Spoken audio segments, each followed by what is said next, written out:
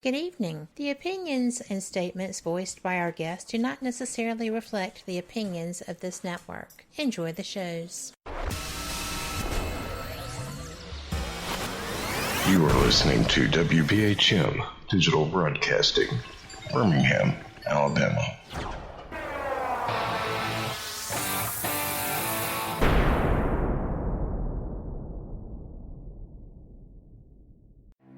Headline edition, July 8, 1947. The Army Air Forces has announced that a flying disc has been found and is now in the possession of the Army. Army officers say the missile, found sometime last week, has been inspected at Roswell, New Mexico, and sent to Wright Field, Ohio, for further inspection. Now, historic films made in the spring of 1948 and just released show Eniwetok preparing for heavily guarded and still largely secret tests of new atomic weapons. The test's purpose is to measure atomic effects on thousands of different materials, 30,000 tons of them, not, as at Bikini, to prove military effectiveness.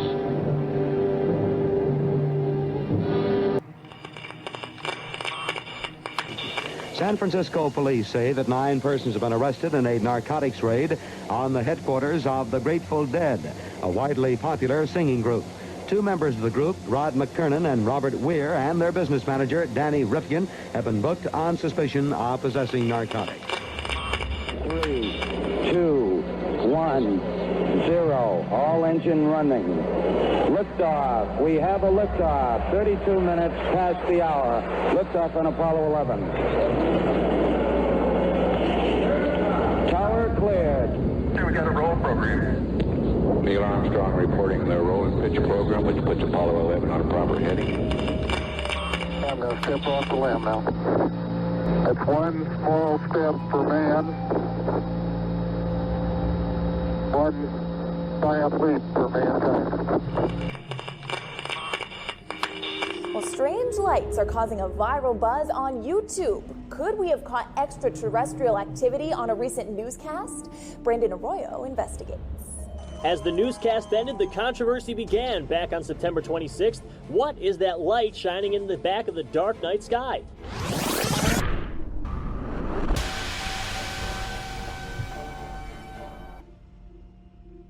With coverage reaching all the way back to 1948, for over 70 years, Fate magazine has brought you reports of the strange and unknown, all of them true. Now, Fate Magazine Radio is carrying on that tradition of setting the standard in paranormal talk radio as we report and discuss some of the most mysterious and perplexing phenomena imaginable in this strange world of ours. Now, here is your host of Fate Magazine Radio, Kat Hobson.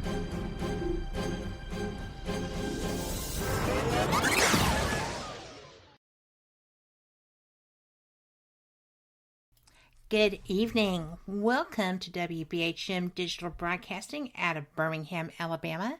You are listening to Fate Mag Radio, the online voice of Fate Magazine. I am Kat Hobson, your host, and I am so glad to welcome you because tonight is going to be a fantastic show. I appreciate very much everyone's support with me, for me and with me through my mother's illness. I don't want to be amiss in letting y'all know how much that meant to me. It still does. You know, I get people checking on me and just making sure that I'm still rocking and rolling, doing the research, doing the work, and I am. But I just want to say thanks. And that's that. Now, tonight's guest, Dave Marler, is just a brilliant UFO researcher.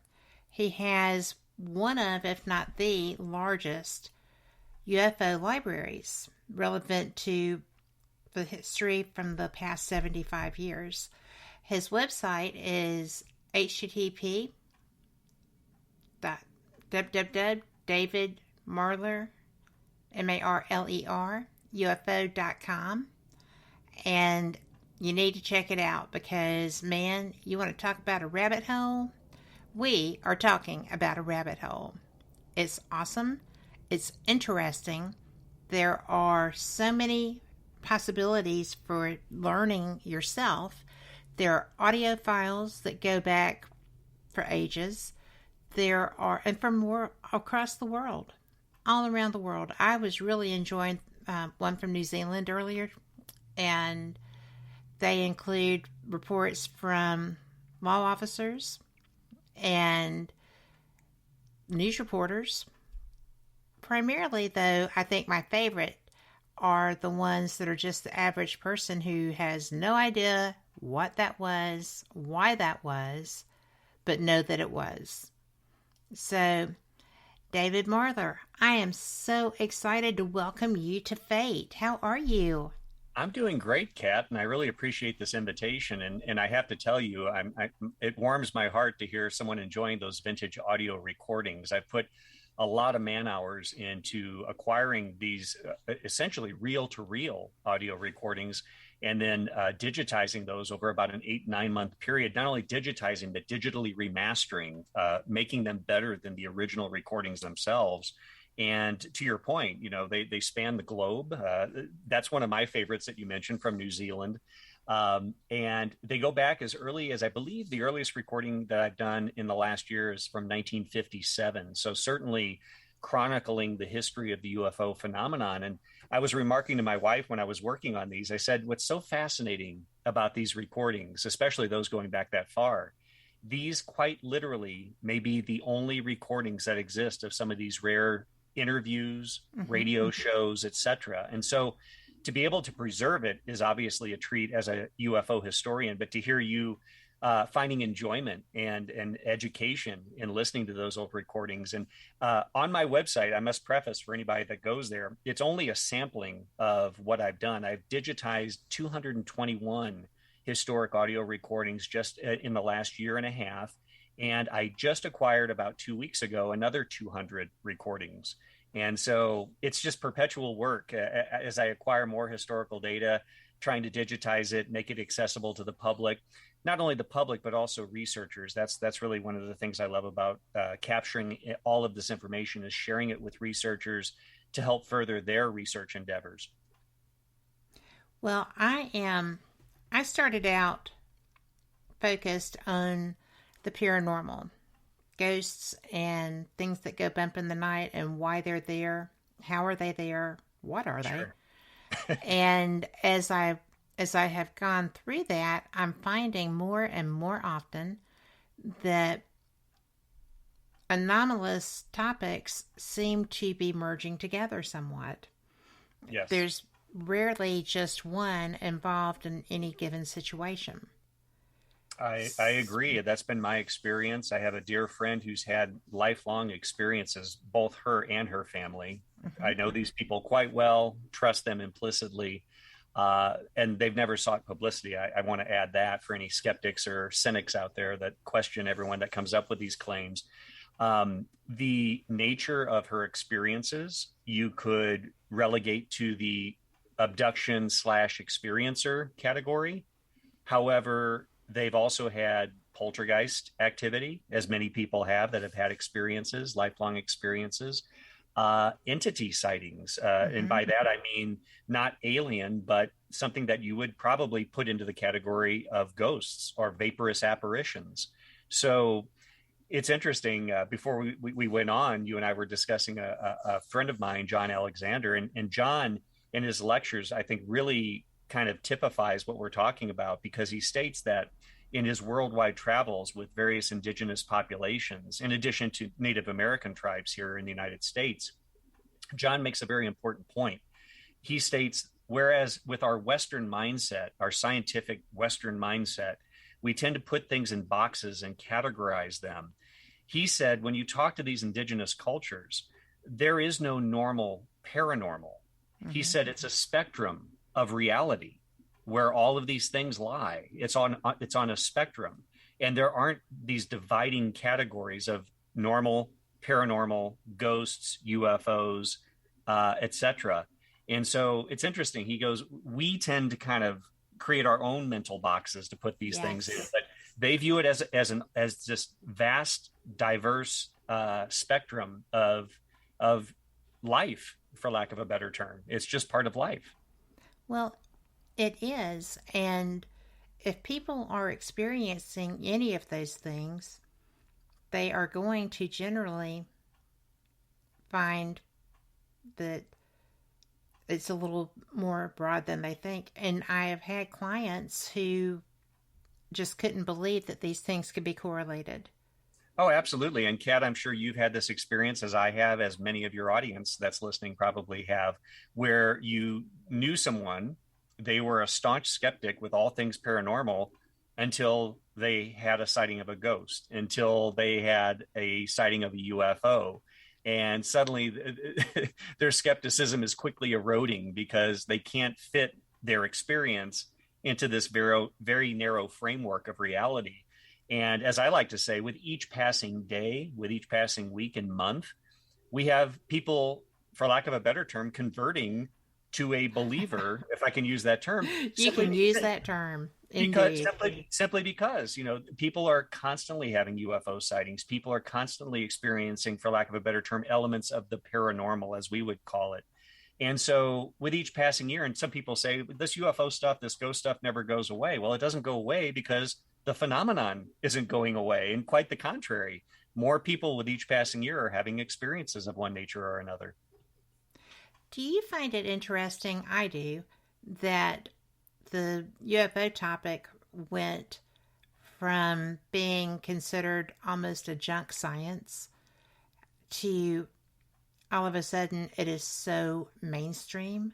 It's like chic to have had an experience. It's like, you know, you're very, very cool if you're up on the terminology and if you know who, well, we'll say Lou Elizondo or Sure. Chris or, Sure. But it's gone from being a mocked kind of thing to being one of the hottest topics in the, well, really in the world right now. Absolutely. And, you know, we have to chalk that up to Lou and Chris, who really, you know, lobbied behind the scenes on Capitol Hill to try to get this recognized. And, you know, I'd love to touch on this in multiple facets because it's such a fascinating time, to your point right now, in ufology. Again, I've been doing this for 32 years, and I've been struggling to try to present and frame the UFO discussion in a very serious light. And I think I've done a good job of that, but certainly nothing to the degree that Chris and Lou have done in really shedding really the worldwide spotlight, to be quite honest, on the subject. And to garner government and military officials to seriously look at the subject, and beyond looking at the subject, because certainly they did that to some degree with Air Force Project Blue Book in the 40s, 50s, and 60s, but we know what their conclusions were. Right. Today, with the Pentagon UAP report as of last year, whether you believe in UFOs or not, and I've been saying this in the last year in lectures and on various podcasts, it doesn't matter if you believe in UFOs or not. The fact of the matter is we now have the official stamp of approval on the part of the United States government stating whatever this is, the phenomenon is real. Well, and, you know, we're actually slow to the game because, Very slow. Because Canada, Chile, well, a lot of South American countries. Yes. The UK. There's so many other nations who have acknowledged this, released their own files, shared with the public because they trust the public not to go into a rampage panic. And, you know, it's been being talked about openly for years, decades. Absolutely. I would throw one other country in, Belgium, when they had the famous Belgian wave. General de Brouwer, then Colonel de Brouwer, was making public statements that we have objects in our airspace that are beyond our control. I mean, that was for the time. And I believe he made that statement either in 90 or 91. I'd have to go back and I can't remember the exact date of the press conference. That was a pivotal point in time for a colonel, again, later general, to make statements like that. And as you and your audience may recall, they also released the radar data of the F-16 locking onto this unidentified object.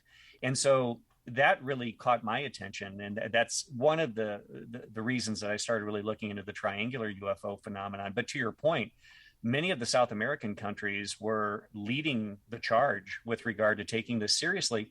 and taking it seriously in I think, a very pragmatic way. The Chilean officials were stating that we're simply looking at this, at the very least, from the practicality of air safety.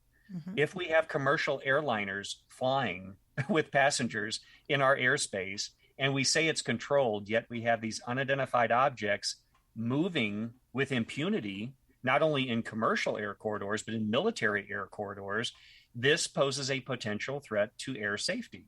And I would completely agree. Last February, before the Pentagon UAP report came out here in New Mexico, on February 21st, 2021, an American airline pilot and co-pilot saw a cylindrical object nearly collide with their aircraft, not very far from where I live here in Albuquerque, up in the northeast sector of the state.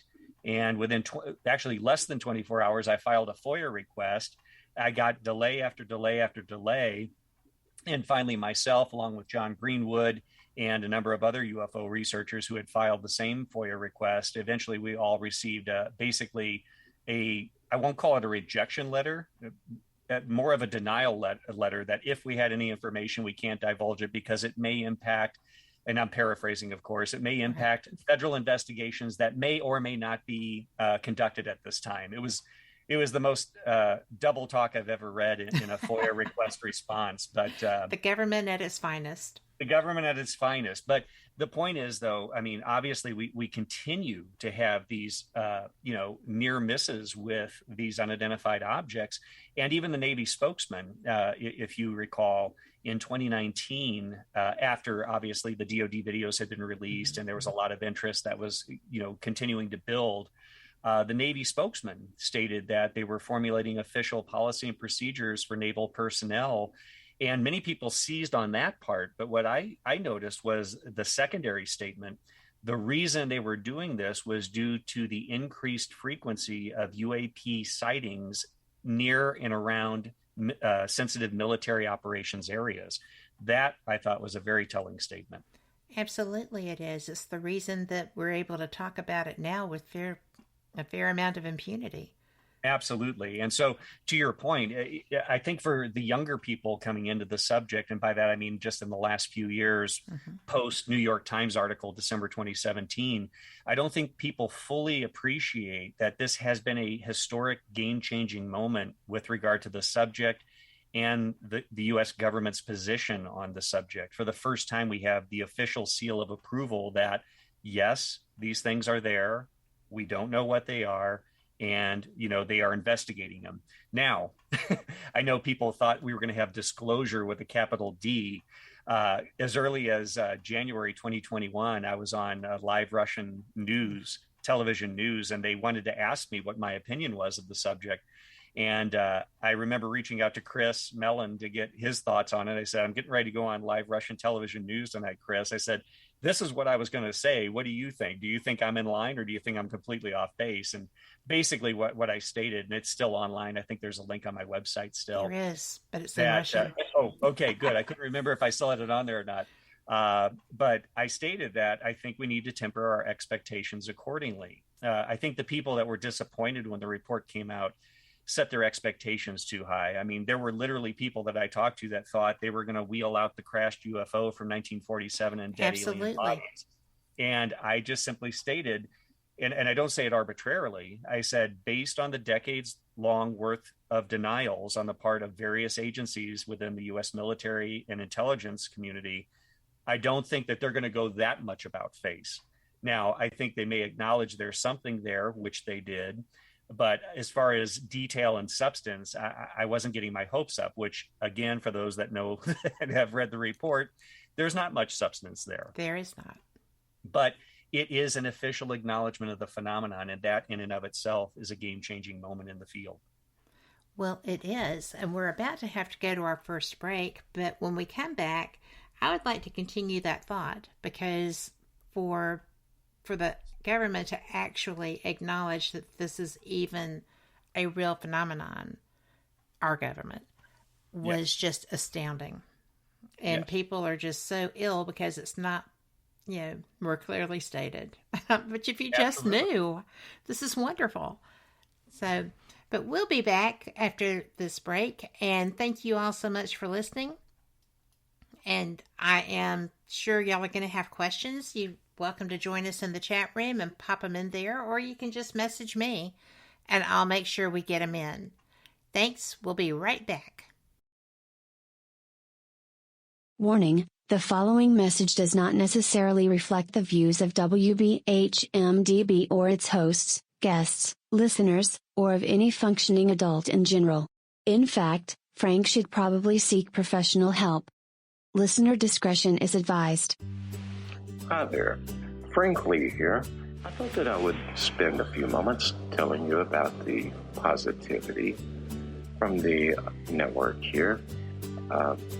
The overall message of para-unity and happiness, and how everyone here wants to get along with everyone out there, and how everything is just wonderful.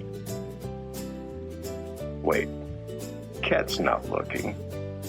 Okay, I've got something to really tell you.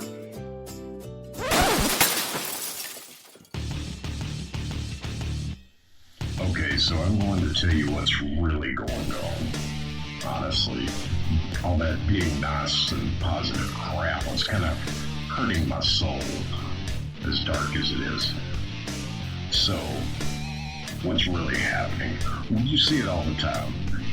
Everybody and their brother out there has a paranormal team because they watched a couple of episodes of Ghost Hunters or some crap like that.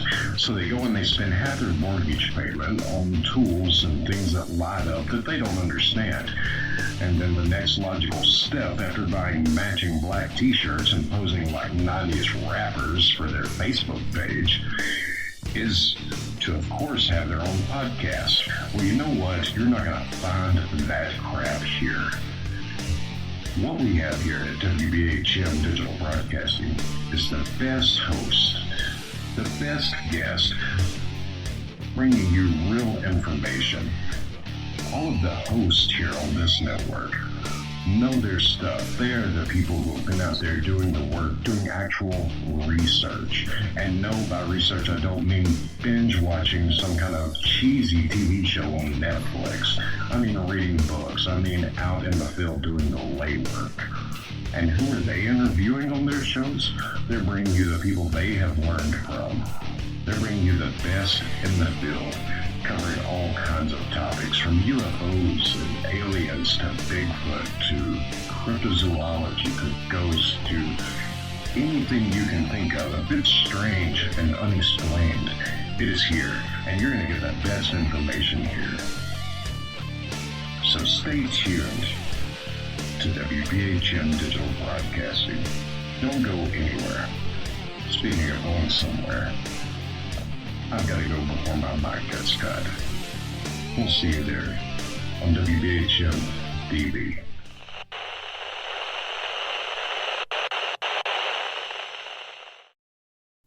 Welcome back to Fate Mag Radio, the online voice of Fate Magazine, and I'm so excited to be back, yay, and also to be with my guest, David Marler. And do be sure to check out his website. It is www.davidmarlerufo.com. There is so much information there, and I'm going to tell you, it's a rabbit hole. You will not be able to put it down for long, and I have had a couple of late nights just going through some of that audio and reading all the things that I can. I did not realize, David, when we set this up, just how really interesting everything is. Well, I'm gratified to hear that. I'm a history nerd beyond UFOs, but obviously within the UFO field, I've kind of cut out my little niche as one of the UFO historians in the field, and not only a historian but an archivist. That you can be a historian but not necessarily physically personally acquire a lot of historical items. Yes. But I always kind of it seems like I'm parsing words there, but I'm a historian but also an archivist. And I just during COVID, just in the last year, having worked closely with the Center for UFO Studies, became a board member. They invited me to be a board member. They don't have many of these open up, but they asked, since I was already maintaining the files, which I'll talk about here briefly, they asked if I would be their official archivist, which I'm very happy to serve in that role. And of course, Dr. J. Allen Hynek founded CUFOS back in 1973. And quite literally sitting next to me right now as we're speaking, I have 15 file cabinets filled with the largest historical UFO case file collection in the world. These include the National Investigation Committee on Aerial Phenomenon, the NICAP files from Donald Kehoe's era and Richard Hall. We also have Dr. J. Allen Hynek's Center for UFO Studies case file collection. A group that maybe people aren't familiar with, unless you're really a history nerd like myself, is the group called CSI New York, which stood for Civilian Saucer Intelligence. And that was Ted Blocher, Lex Mebane, and Isabel Davis. And they were three of the very early pioneers in the UFO field. And before I forget, Kat, I always like to mention, beyond preserving the material, I think it's important in that process to remember these individuals that we're talking about, the people that were truly pioneers for where we are today. If they didn't do half the work they did, we might not be where we are with regard to the history, the chronicling of the history, and looking at this phenomenon the way we are. I only wish, going back to our first segment, they could have, many of these people who are now passed, could have lived to see the day where the government officially acknowledged the phenomenon. Absolutely. And, it's really ridiculous how these individuals were treated. Yes. By so many different agencies of our government. Yeah, and Don Kehoe, who's one of my favorites, I always call him the pit bull of ufology, because he went toe to toe with the Air Force and the Air Force spokesman. And, he was certainly a force to be reckoned with in many respects. Well, I am just amazed at the volume of work that you have.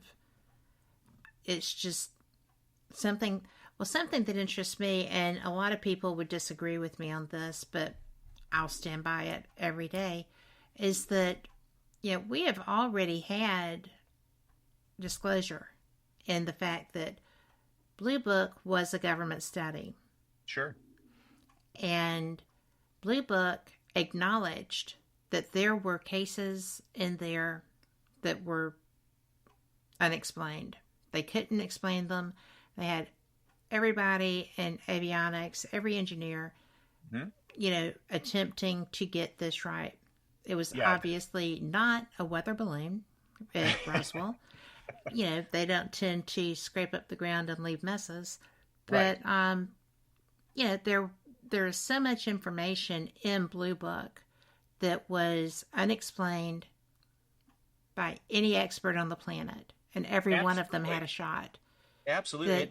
Despite the fact that they tried to dispel the subject in the public mindset and discount some cases, to your point, there still was that residual body of cases that they couldn't explain away. And I will share with you and your audience, one of the joys that I have in archiving Dr. Hynek's original Project Blue Book material, which I failed to mention is also part of the CUFOS case file collection, is going through his original government documents, his original Project Blue Book documents, going back to the early days of the project.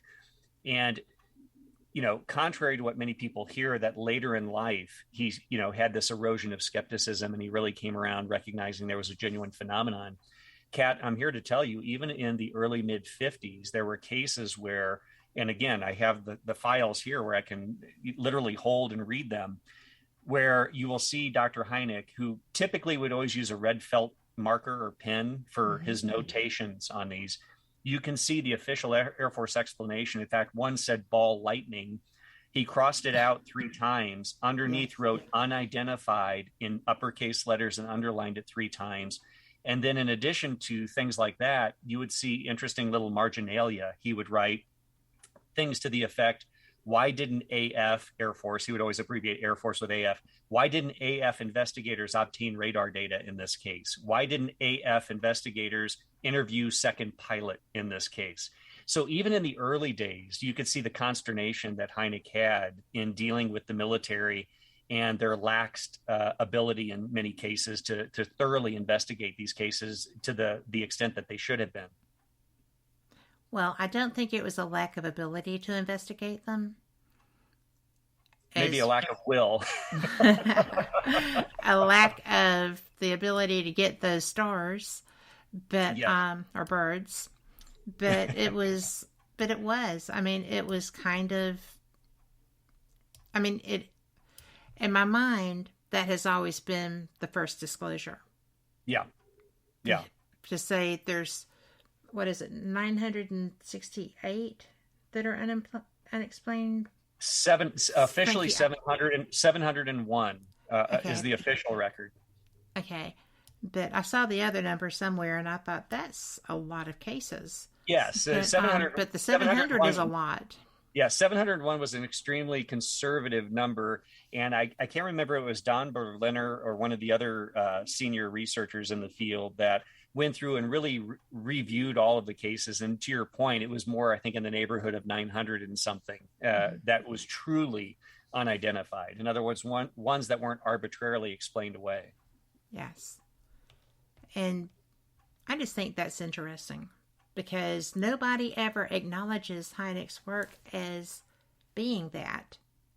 Well, you're absolutely right. People are very discriminatory when you bring up Project Blue Book. The initial knee-jerk response is, well, we knew that was just a cover and that they really weren't investigating this stuff and Blue Book was just a charade. Okay, I always simply state this. In writing my book and in continuing to do my research, I'm constantly going back to the Blue Book data sets because there's a lot of cases there. As I always say, don't throw the baby out with the bathwater. The reports by military and civilian individuals, both here in the United States as well as international reports that they acquired, are valid data points. You can't just summarily discount it. What I tell people is when you review these, and I've had a number of researchers physically come here to do research on the Blue Book material since I've had it moved here. If you're going through the Blue Book material, read the case file. Just ignore the section at the very end that says conclusions. You don't have to agree with the Air Force, but the data that resides within those case files are very important. Well, I tell you, if I ever get your way, you need to come out, Kat. I'm going to come. You need to come out here. Well, we are working on that. I have not been to New Mexico except just through Four Corners. And yes. I'm due. Yeah, well, I am due to get there. Before I forget, not only are we acquiring all of this historical material, and I have it here in my research center in New Mexico, but what we're ultimately trying to do, and I always sometimes forget to mention this, I understand people can't necessarily physically come to Albuquerque to see the actual materials, although I have a lot of foot traffic through here with researchers, interested individuals, as well as production companies, which I provided the material to help assist with telling the history of the subject. But our ultimate goal, and I keep saying we and our, I'm referencing Barry Greenwood and Jan Aldridge, who are two of the leading historians on the UFO subject, who were inspirations to me when I first got involved. Now we're colleagues and good friends. But what we're trying to do is to work with the Center for UFO Studies to eventually get all of this material. You referenced the audio recordings, the case files, the photographs, the slides, the microfilm that we have, to eventually get all of that material digitized and uploaded to a virtual archive site, where people worldwide can readily access the information. And I must add this part, because unfortunately, like every field, we have people that are trying to monetize things and make a living off it. We want to do it free of charge. It's not with the intent of charging access to it. We believe the information belongs to everybody completely, free of charge. So that's the ultimate goal. It's going to be years to get there, but we're slowly working on that by digitizing the files. Last September, Barry Greenwood, Jan Aldridge came out to my home. My wife and I and my family opened up our house. They literally lived with my family for 2 straight weeks. And during that time, morning, noon, and night, they were sitting here in the research room scanning all of these historic case files. they made a pretty good dent in it, and they've done work previously to work on this. But during that 2-week period alone, they were able to scan 33,000 pages of documents. Holy cow. But it's just a small drop in the bucket compared to the vast quantities of material that are not only here representing the CUFOS case file, but I have about 15 drawers full of historical UFO materials as well from various researchers and collections that I've acquired over time. In fact, right before we went on air, I was sent a message that someone has a rare historic collection of UFO material. And I just messaged the individual just to kind of inquire, could we maybe talk and learn a little bit more about your collection? So I always like to say people come in here and like James Fox, for example, for his documentary, The Phenomenon. James came here back in 2017, and it was so funny. The cameraman and I were laughing because James kept opening file cabinets and pulling stuff out. And the best analogy I can give you, Kat, it was like a kid on Christmas opening one present after another.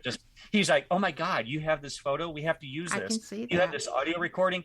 And for those that have met and know James, and I say this with total respect because I love the man dearly. He's a good friend. He just has this enthusiasm that's like a toddler. It's like he's looking at all this stuff just with wonder through his eyes. And he kept pulling out case files and photographs and sketches and government documents. And the cameraman and I were just laughing hysterically because he was just on this emotional high in looking at all this historical material. And one of the best compliments I ever received was from James. He's told me repeatedly, both publicly on interviews as well as just privately, he goes, I quite literally could not have made the first hour of my documentary without your archive and your historical materials. And again, which included visual elements, but also audio recordings like we were discussing earlier, Kat. Well, I tell you, I can see that. I can see someone just having such joy and fascination and wonder that all of that is in one location because it's been denied for so long. Yes, and unfortunately, and I hate to bring this up, unfortunately, there have been some significant UFO research collections that wound up in a landfill where researchers died, and either us fellow researchers knew they passed, but wanted to give the family, obviously, a time to grieve. There's a time for everything. And so when a family member passes, you want to give them, a wide berth so they can grieve and come to terms with things emotionally and so forth. And then later we would reach out to the family. And in many cases, they would state, well, our uncle was into that UFO stuff. Nobody in the family was, so we threw it all in the trash. That would be heartbreaking. And I can't tell you how many collections have been lost like that. So the ones that I acquire, and real quick, just one little anecdote I'll share with you and the audience. One collection I obtained quite literally came from a self-proclaimed dumpster diver in New York State. Oh my gosh. It's been a number of years now, and I acquired 3 or 4 collections in rapid succession. So I can't remember the exact time frame, but it was some years back. And a mutual friend somehow put us in touch with each other. And it started as with anything, Kat, as I'm sure you and your audience can appreciate. We started with emails, then we shared phone numbers, we started talking, then we started Skyping, and one thing led to another. And long story short, he was going through this dumpster on a regular basis because he obviously deduced that whoever was throwing the stuff in the trash must have been related to this individual. He was finding all of this historic material going back to 1947 regarding the UFO subject. Oh my gosh. Rare letters and correspondence with people like Kenneth Arnold. People like, I'm trying to think now, Gray Barker, one of the early researchers. Yes. James Mosley. It was a who's who of ufology circa 1947 to about 1965, 1966. Long story short, we started talking about this, and I made him an offer, and he accepted it. So he shipped it all out to me. And what it was the personal effects and personal correspondence of Dr. Leon Davidson, who was an early UFO researcher, who was a mainstream scientist. He worked on the Manhattan Project and actually was here in New Mexico working on the Manhattan Project for a number of years. Ostensibly, his whole collection went to the Columbia University in New York State. But if you look at their online inventory, they have nothing with regard to personal correspondence or personal effects. It's all books and journals and things that many collectors already have. So I was, to use my UK friend's term, which I love, I was gobsmacked when I started going through this material and seeing the personal letters. And this is what's so beautiful, Kat. When you get these old collections of correspondence, as you can appreciate, they were typewritten letters, sometimes handwritten letters. But when Dr. Davidson would reach out to someone, he would keep a carbon copy of the letter that he sent. And then I would have the letter of response. And then quite often it might be a series of letters where he wrote another letter, but he kept the carbon copy. So the point is, when you have this historic correspondence and you have the carbon copies of letters that were sent, you have a continual dialogue. You get to see the questions he asked, what he was saying. You get to see the response of the individual, and so on and so on. So how he was being fed, his brain was being fed to come to fabulous conclusions based on empirical evidence. Absolutely, and experience. That's fantastic. And this was like I said, a gentleman that worked on the Manhattan Project and did a lot for our country in many different respects. And in his personal effects, I actually have his high school diploma. I have a certificate that was given to him by the War Department for his efforts working on the Manhattan Project, and a number of other personal effects. And these were literally in a trash dumpster. And if it wasn't for this dumpster diver who I was put in touch with, that information would have been lost. The correspondence between him and Kenneth Arnold and all these other early pioneers and researchers in the field would have been lost. I mean, quite literally, these are unique, one-of-a-kind items. And again, that's a success story, but we have many stories where we lost collections as a result of time and not knowing that the individual died or the family didn't know where to direct that material. And but luckily, I in my efforts, I've been trying to preserve as much of that as possible. And even beyond UFOs, Kat, I've always felt that whatever subject you're studying, if you don't know your history, you have no context for what you're looking at today. And certainly 2022, I mean, this is a big year. Yes, it is. 75th anniversary of the modern age of UFOs with, of course, Kenneth Arnold's sighting and Roswell in 1947. And I'm happy I'll be speaking actually at Roswell in July for the 75th anniversary. They asked if I would come and attend that, and I'm looking forward to that. But also looking forward to another conference that I'll be seeing you at in Eureka Springs next month. I'm very excited about that. That is we were discussing, that is a fantastic conference. One of the best. And they bring in people like you who are just so well informed and have a love for this topic as well as a deep respect for it. And I was fortunate enough to know Stanton Friedman through conversations and interviews, but I didn't meet him until I was at Ozark. Yep. And it was just like, I need a hug. Pre-COVID, I need a hug. And Kat, something that I'm sure you'll agree with at these conferences, whether it's Eureka Springs or otherwise, I always tell people, yes, you learn a lot from the lecturers. You learn a lot from the lectures that are being presented. Mm-hmm. But I said, stay up late and go to hotel rooms and hang out in the halls, because the people that you meet are incredible. The experiences that they've had, the research that they've done, you don't have to be on stage to be a credible researcher. Many researchers don't want to even be on stage, but they've done fantastic research. And so, yes, I hope you learn something in the lecture hall, but you learn so much more by just interacting with all of the other attendees from various parts of the country. Absolutely. But we have to take a quick break. And I am just, to coin your phrase, gobsmacked by some of this information. But we'll be right back. Y'all come back too.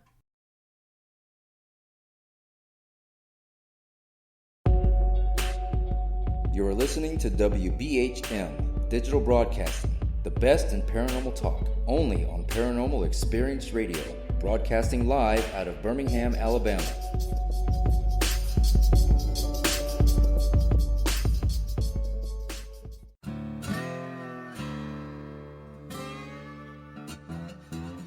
Oh, come on. I'm Southern, but... Nope. That'll do. Hello. I am Kat Hobson, host of Paranormal Experience here on WBHM Digital Broadcasting out of Birmingham, Alabama. I enjoy having guests from all areas of the paranormal, from ghosts to ufology to cryptids and beyond. You'll find some of the best researchers in their fields bringing you some great information. Join me on Wednesday nights from 8 to 10 p. Eastern here on WBHM Digital Broadcasting.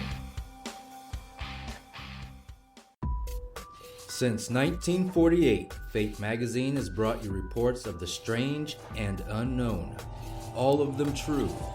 Fate Radio is carrying on that tradition, bringing you the unusual, macabre, strange, and bizarre. Join host Kat Hobson Sunday nights from 8 to 10 p.m. Eastern on WBHM Digital Broadcasting.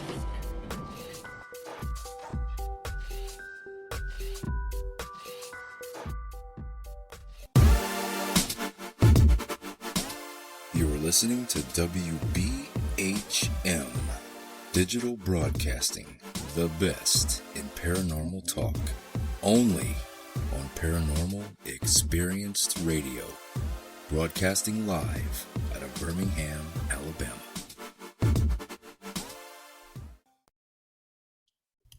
Welcome back. I am so glad y'all are listening, and I hope you're enjoying this nearly as much as I am. My guest tonight is fantastic. We are having such a great time, and I have to tell you, Mark, that this is just, I can't believe I did that, but I am so excited. Just, are you going to just laugh at that, David? No, I went to your last name instead of your first name. So actually, they called me that in high school, so that's all right. Oh, that's true. That's true. But I am just really enjoying this conversation.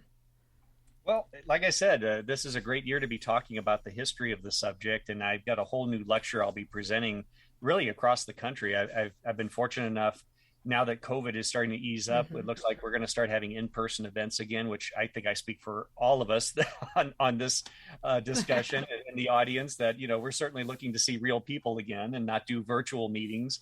And so I'm really excited to kind of see a lot of familiar faces, see a lot of new faces. Since really COVID hit, I will tell you, Kat, that even though I've been doing this for a long time, I've had some wonderful opportunities. James Fox's The Phenomenon came out, which generated a lot of interest in the history and some of my research and my archives. Ross Coulthart in Australia did a fantastic documentary, in my opinion. And I'm very critical of productions, I will tell you. But Ross Coulthart did a great documentary for Australian television. I looked on YouTube at their site, and just the other day, I was just curious, and I was shocked to see over 12 million people have viewed that documentary. And I think in large part due to that, but also James Fox's documentary, as well as, before I forget, the Unidentified episode I participated in for the History Channel about a year or two ago. The emails, the volume of emails that I've been receiving worldwide have just astounded me. I mean, I quite literally can't keep up with the email volume, and I'll apologize to you, Kat. I think you may have reached out a couple of times trying to get this show lined up, and I apologize. But as I always tell audiences, I don't do UFOs for a living, although I would love to. I have a full-time job career, I have a family, and I do UFOs as kind of a secondary job. I don't call it a hobby because that, I think, diminishes the amount of work and money and time I've put into it. Too. But it's just been tremendous. I don't care to do many productions, but they do serve a purpose. It does get your name out there. It does facilitate people from all walks of life, from all over the globe, quite literally, reaching out. I had a gentleman, this one really put a smile on my face. He just messaged me through Facebook, and he said, David, he goes, I'm watching you on television now here in Rome, And it was a gentleman who lived in Rome, Italy, and he took a picture of me on one of those documentaries. And I just thought that was so funny, just to have someone from Rome, Italy reach out to me and just share that message. I think that's neat. It's just, and I will also say that a number of researchers, not just individuals or interested parties, enthusiasts, but hardcore researchers from various countries have reached out. I'll be doing a virtual presentation later this year for a group in Brazil. And there'll be not only Brazilian UFO researchers, but a researcher, my friend Philip Mantle from the UK, representing the United, fabulous. Representing United Kingdom, and we'll also have Chris Rakowski from Canada. Mm-hmm. We have an individual from Portugal, and I'm trying to think of the other country. It might be Chile, but the point is, it's just wonderful when we can have that international dialogue, because admittedly, either by happenstance or just by limitations due to money, time, some of us kind of have a parochial mindset. We're only interested in UFOs in our state, in our country, but admittedly, it's a global phenomenon. So to have that international dialogue with researchers across the globe, I think that's bodes well for us to try to come to terms, or at least come close to maybe trying to define or create the framework for what we're dealing with this UFO subject. Well, I tell you that the first three are people I'm familiar with, you, Chris, and Philip. Mm-hmm. And if the others are that caliber, then that's going to be one heck of a conversation. Absolutely. And again, I like to focus on UFO history, but I admit, I can see that that's only one element. Other researchers are doing great things. Eureka Springs, just going back to the conference that you and I will be attending here in about a month. I think one of the great successes of that conference is they bring researchers who are focused on different elements or aspects mm-hmm. of the phenomenon. And so I think that the audience, whether you like my lecture or not, doesn't matter. But when you come away from that weekend of hearing all of these lectures, I think you get a well-rounded representation of the field and the phenomenon in that sense. Everyone's going to gravitate towards who they like better, or a subject matter they like better. But in totality, coming away from one of those conferences, and you know this all too well, as I'm sure many of your audience does as well, Kat, that have attended UFO conferences over the years, you get different perspectives, different subsets of the information, the data that's presented to you. And as I like to say, everyone has to kind of then go home and mentally decompress and figure out, okay, how do I assimilate all this information? Because there's volumes of information. There is. And it's so diverse. And what I'm going to be doing this year is, since I can't bring everyone to the archive, I'm trying to bring the archive to them. And this is not hyperbole. This is not sensationalism when I say this. I'm going to be presenting case files that have never been seen by the general public, going back as far as 1950. And these are case files that have been in the NICAP case file collection, mm-hmm. the CUFOS case file collection. And as Barry Greenwood, my friend and colleague, confirmed, I said, I've gone through all the case files from 1947 to 1977, and there's a reason I stuck within that framework. And I've gone through every page of case file, news clippings, etc., government documents, and I've pulled every triangular UFO report I could find. And the reason I do that, and for those that have read my book, I make the argument that, many people falsely make statements online and elsewhere that these triangular UFOs are relatively new to the UFO field. And then many people use that as a springboard for the next false conclusion. Therefore, they must all be military.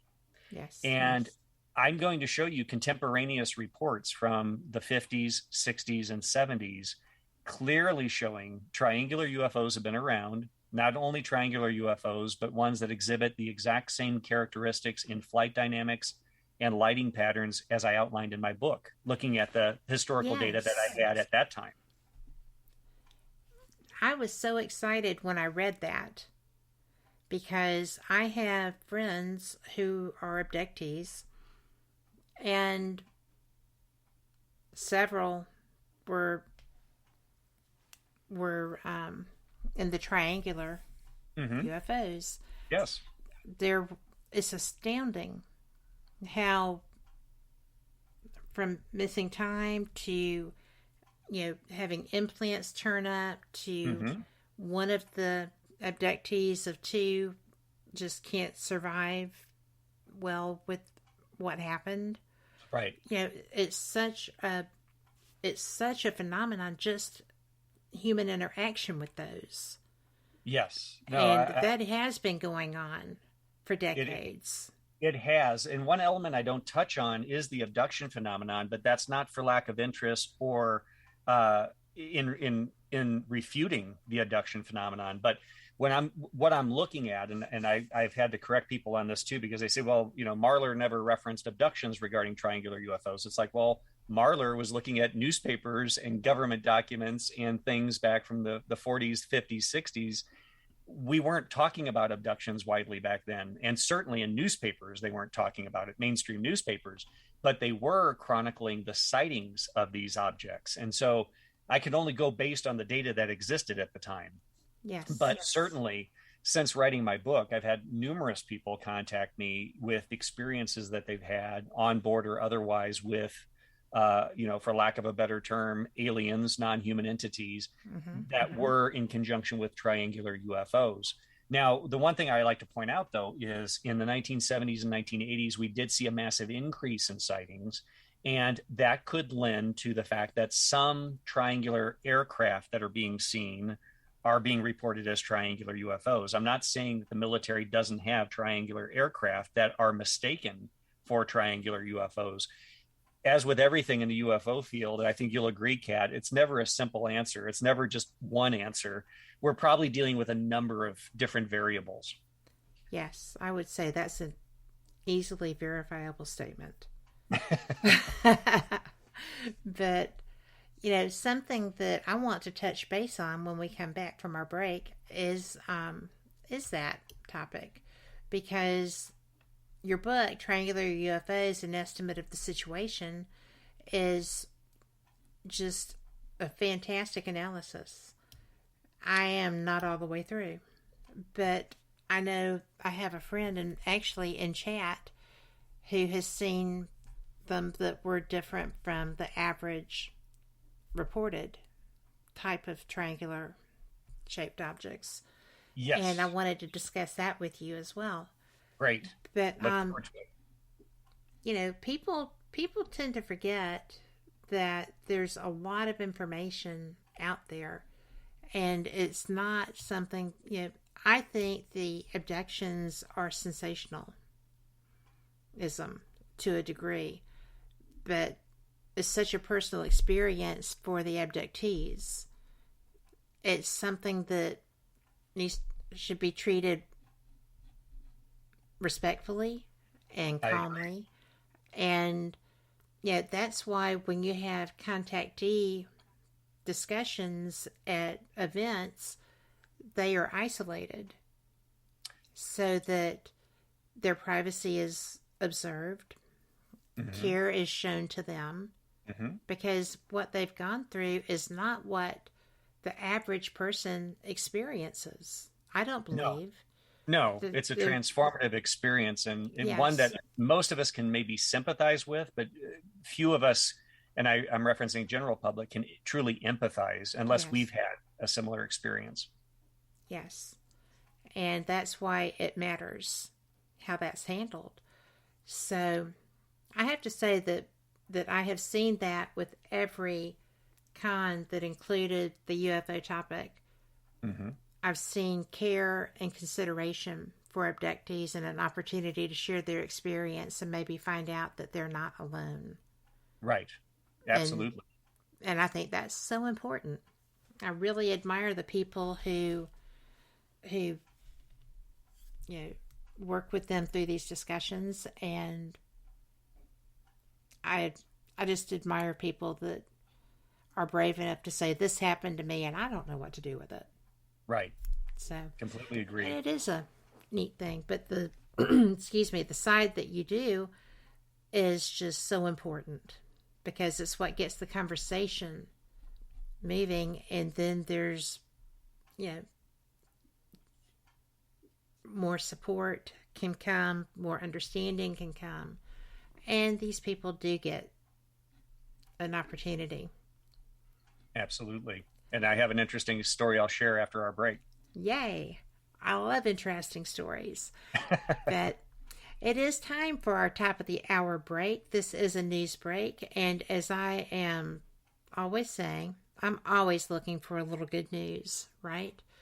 I want to acknowledge that out of all of the people who are covering the Ukrainian-Russian war, basically it's a one-sided attack at this point, but the Ukrainians are a brave and powerful people, and everyone, I believe, is cheering them on. But we lost an American journalist today, and they're supposed to be protected. So rules of engagement should be observed, as well as atrocities not allowed. We'll be back after this news break, and thanks so much for being here, and come back because David has so much more to share with us. See you on the flip side.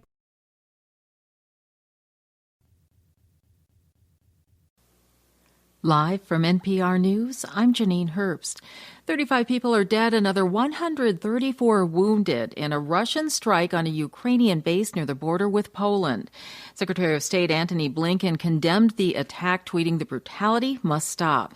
As NPR's Joe Hernandez reports, the military operation was a shocking signal that the front line of the war is moving farther west. Local authorities in Lviv say the bombing hit the International Center for Peacekeeping and Security, just miles from Poland, a NATO member. Pentagon spokesperson John Kirby says Russian strikes are expanding westward. This is the third now military facility or airfield that the Russians have struck in western Ukraine in just the last couple of days. So clearly, at least from an airstrike perspective, they're broadening their target sets. Kirby was speaking on ABC's This Week. The base has hosted foreign military advisors in the past, including from the U.S. Joe Hernandez, NPR News. Another night of Russian bombardment in Ukraine has damaged a major Russian Orthodox holy site in the eastern part of the country. NPR's Julian Haddad reports that hundreds of refugees have been sheltering at the monastery in recent weeks. The Holy Mountain Monastery in Ukraine's Donetsk Oblast is one of the three most important institutions run by the Russian Orthodox Church in Ukraine. According to Ukraine's Culture Ministry, a Russian rocket hit a nearby bridge after evening services had just concluded on late Saturday. In a video posted to YouTube, Archbishop Arseny, the monastery's abbot, said the shock waves blew out all of the windows and knocked sacred items onto the floor. He called on civilians in other parts of Ukraine to take in the 520 refugees who'd been sheltering in the monastery's basement, but he stopped short of blaming Russia for the attack. Julian Haida, NPR News, Lviv, Ukraine. The NATO Secretary General is warning that Russia may be planning to use chemical weapons as it ramps up its military offensive in Ukraine. Terry Schultz reports Jens Stoltenberg says any such action would be considered a war crime. NATO Chief Stoltenberg says the Russian government is creating false pretexts, quote, in an attempt to justify what cannot be justified. In an interview with the German newspaper Welt am Sonntag, Stoltenberg says Moscow is spreading what he calls absurd claims that Ukraine has laboratories to manufacture chemical and biological weapons. He says it's possible that Russia itself plans to use such fabrications to launch its own chemical weapons attacks, banned under the Chemical Weapons Convention to which Moscow is a party. Stoltenberg says he fears the coming days will bring even greater hardship to the Ukrainian people, calling on Russian President Vladimir Putin to, quote, end this war, withdraw all forces, and commit to diplomacy. He reiterates that NATO has no plans to intervene. For NPR News, I'm Terry Schultz in Brussels. U.S. futures contracts are trading higher at this hour. Dow futures are up about 0.4%. You're listening to NPR News. In northern Italy, a bus carrying dozens of Ukrainian refugees overturned on a highway, leaving one person dead and several others injured. Italy's Interior Ministry says the bus was heading to when a things port break, city you look all over to find the problem. Sea. Is it the code? The cause of the accident is under investigation. The infrastructure. A bill that is widely seen as a way network. to limit thoughtful... Stop guessing. Discussions about race in West Virginia's classrooms failed in the final moments of the West Virginia legislative session last night. West Virginia Public Broadcasting Liz McCormick has more. State lawmakers waited until seconds before the constitutional deadline to take up Senate Bill 498. Within the hour, it was confirmed it had not made it in time. If passed, the bill would have prohibited a teacher in K-12 or higher education from teaching that one race is inherently racist, sexist, or oppressive. Opponents argued the bill would have created a chilling effect in the classroom, keeping teachers from teaching history accurately. It was also seen as a response to fears of critical race theory. West Virginia's bill was similar to dozens of other bills introduced in other Republican-led states this year. For NPR News, I'm Liz McCormick in Martinsburg, West Virginia. And U.S. futures contracts are trading higher at this hour. Dow futures and the NASDAQ futures contracts are both trading ahead by about 0.4%. I'm Janine Herbst, and you're listening to NPR News. Life Kit is like your friend with really good advice. So, can I really be truthful? Yeah. It's just me and you, right? Well, sure. Let's say it is. 3 times a week, Life Kit is in your feeds with episodes on health, personal finance, personal growth, and so much more. Listen to Life Kit from NPR. Welcome back to WBHM Digital Broadcasting out of Birmingham, Alabama. The time is 5 minutes after the hour. Welcome back for the second hour of Fate Mag Radio, the online voice of Fate Magazine. I am so pleased that you are here. If you missed the first half, don't worry. We are available in archive anywhere that you get your streaming. We're available on iHeart, Google, iTunes, Spotify, and if you are really interested in listening to us, we have a large following in India, and they use Savan. So I'm very appreciative of that, and I was made aware of it unexpectedly when somebody emailed me. So there you go. Tonight I am having a great time. My guest is David Marler, and I would strongly suggest that you check his website out. It is davidmarlerufo.com. He has one of the most extensive archives of journals, magazines, military reports, you name it. Oh, audio archives on the UFO topic that there are. It is phenomenal. He is sharing on his website. The audio files alone will keep you busy for days. It is such a rabbit hole. And I love that, right? So, David, I am so glad to have you here, and I have enjoyed every minute thus far, and I don't think that's going to change. No, like I said, I'm enjoying the dialogue as well, Kat. And you were at the end of the first hour, you were touching on the researchers working with these abductees and experiencers, and how it really has helped them. And I wanted to mention, kind of related to that, or a sideline to that, when I first published my book back in 2013. I never wrote a book, never thought about writing a book, but it all came about as a result of lecturing at the 2012 Ozark Mountain UFO Conference. And I had 4 or 5 people come up to me after a lecture. Now, mind you, I'd been lecturing on the triangular UFO subject going back to 2000. But for whatever reason, that year, it really resonated. And I had people coming up saying, I want to buy a copy of your book. And I laughed because I didn't say I was writing a book. I didn't reference a book during my lecture. They just naturally assumed I had a book. And then I met John Alexander, who's now a good friend and colleague. And he came over. We had met actually at that conference, and he came over and at the end of my presentation and walked across the hall, stuck his hand out, shook my hand, says, I just want to tell you, it's one of the best UFO lectures I've heard at one of these conferences in many, many years. And then that just really led to an appreciation of the subject, and then an ultimate friendship with John. And fast forward 10 years later, now we're going to both be keynote speakers at the Ozark Mountain Conference. So I'm really looking forward to it. But in writing the book, when I finally did decide to write a book based on all of that interest, I had the naive idea that I want to get the information out there. And by information, it's what I alluded to earlier, that I was seeing people post online, well, these triangles are new. And they're saying that, but I'm looking at the actual case files that I've acquired and the documents, government documents and newspaper archives that clearly showed that these things were being reported in the 1950s and 60s, if not earlier. And so I felt like I needed to set the historical record straight. You know, these people are making statements that are, you know, bold-face erroneous. I mean, here's the information, contemporaneous reports that contradict that idea. But what I wasn't expecting was the number of people that were reaching out to me. And the one that I was going to share with you and your audience, the very first person to reach out to me, and we're still in touch off and on today, her first name, I won't give her last name, is Judy. And Judy reached out from Pennsylvania. And it was initially an email, as quite often we start off with these conversations. And it ultimately led to a number of phone calls.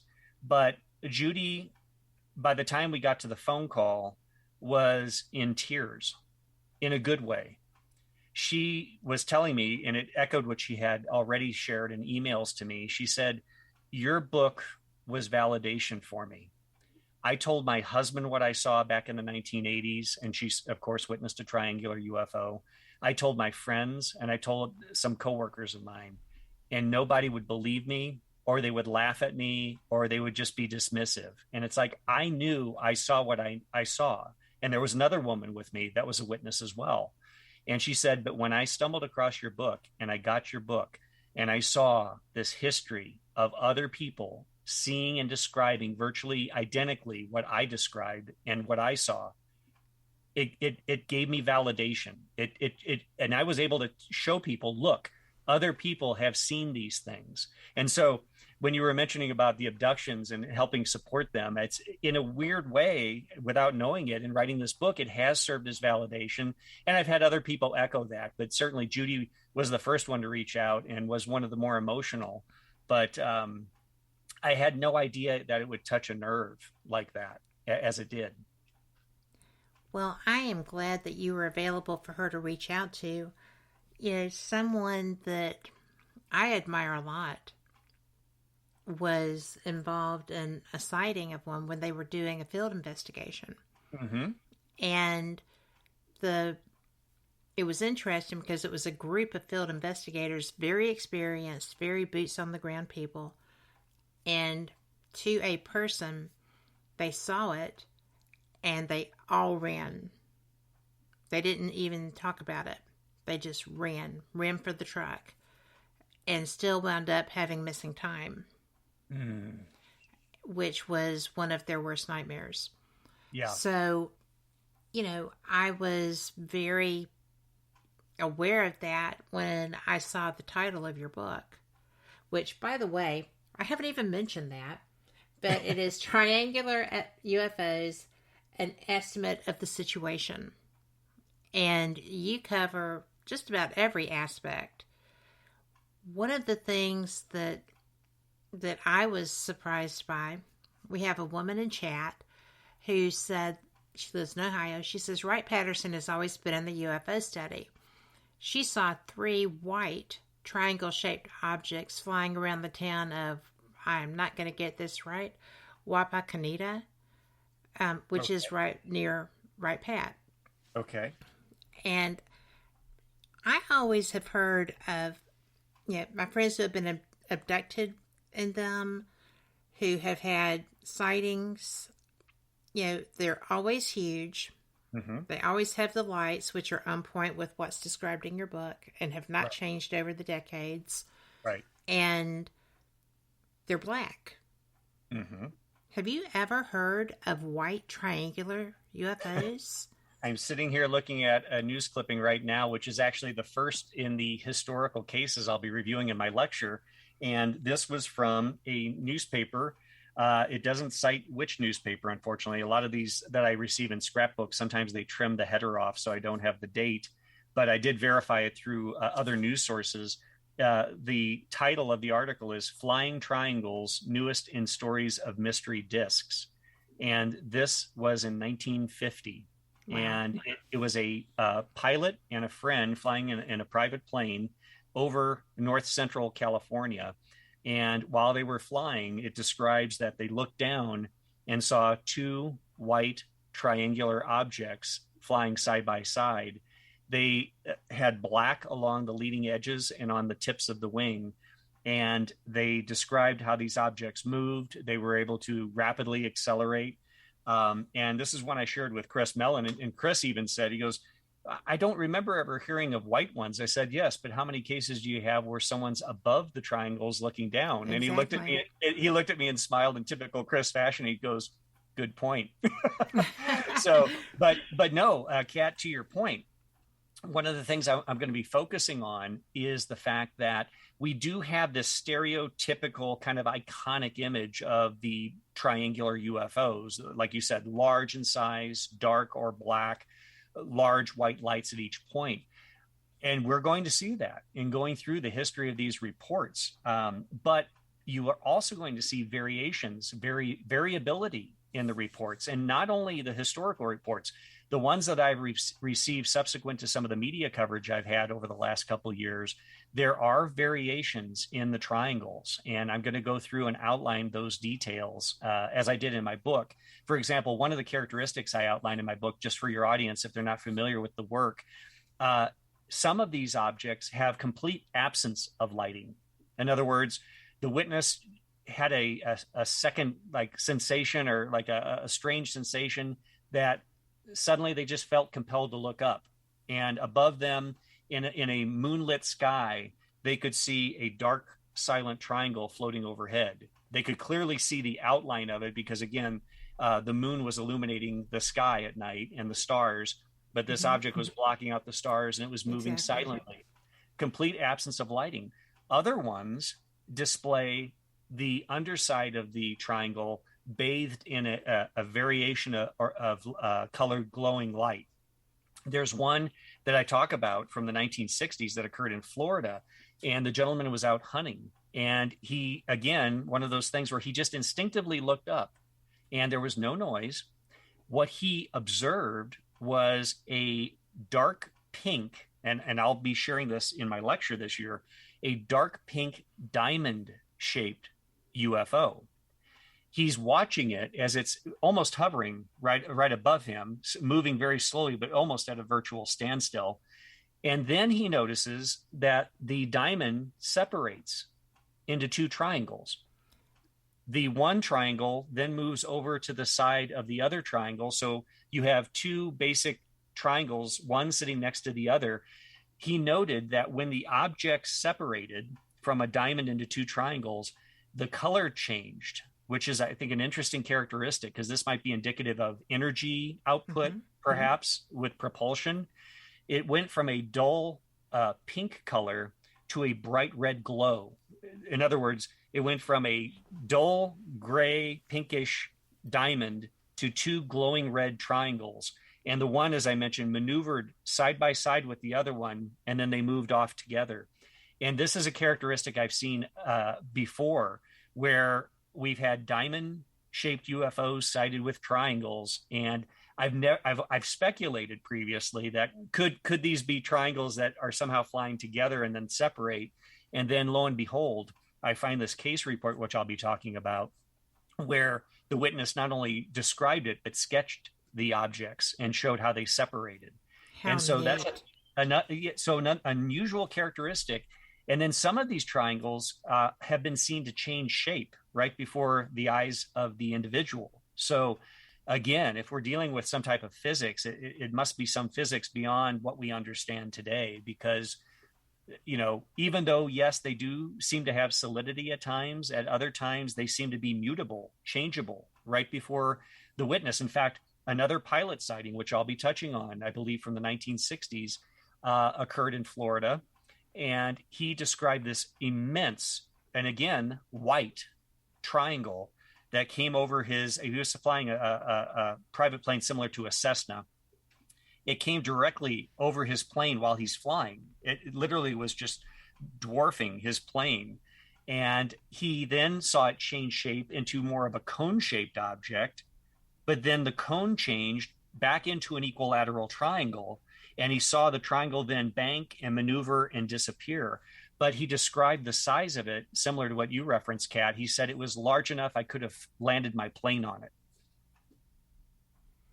That is fascinating. You know, I am just so overwhelmed by the versatility of these craft. We are definitely behind the game here. Well, and again, these cases are contemporaneous reports, and I say that for a reason. I've had people contact me and said, I saw a triangle back in 1972, and I certainly don't necessarily discount that, but it's more impactful when you pull out a report from these historic case files that shows you the date it was filed, that yes, the sighting was on January 28th, and the report is stamped and dated received at NICAP headquarters a month or two later. So it's not that I have to question it. It's like, no, here's the contemporaneous report documenting that sighting at that time. And it's most important to point this out.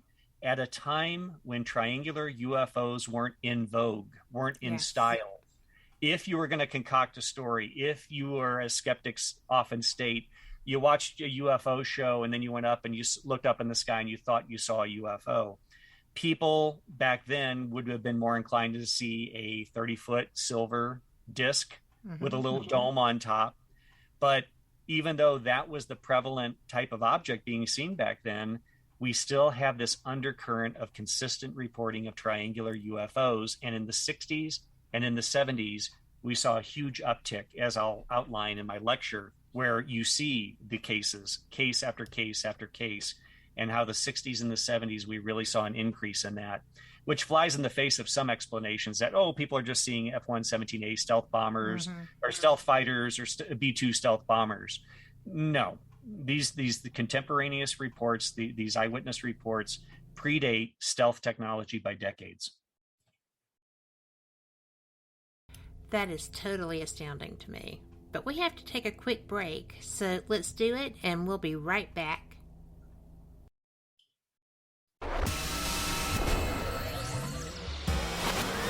You are listening to WBHM Digital Broadcasting, Birmingham, Alabama.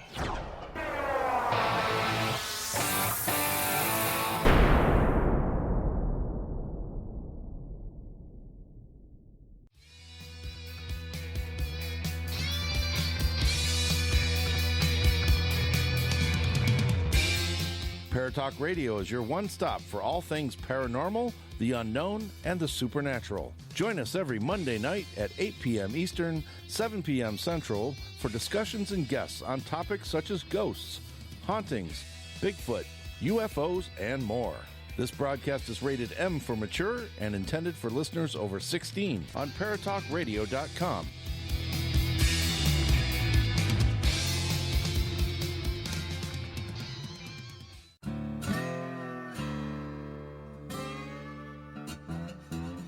Oh, come on. I'm Southern, but... Nope. That'll do. Hello.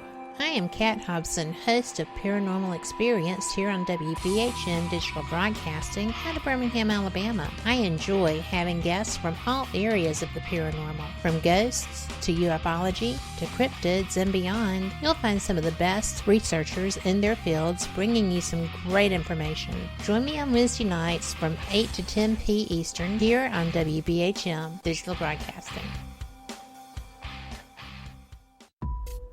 Since 1948, Fate magazine has brought you reports of the strange and unknown, all of them true. Fate Radio is carrying on that tradition, bringing you the unusual, macabre, strange, and bizarre. Join host Kat Hobson Sunday nights from 8 to 10 p.m. Eastern on WBHM Digital Broadcasting.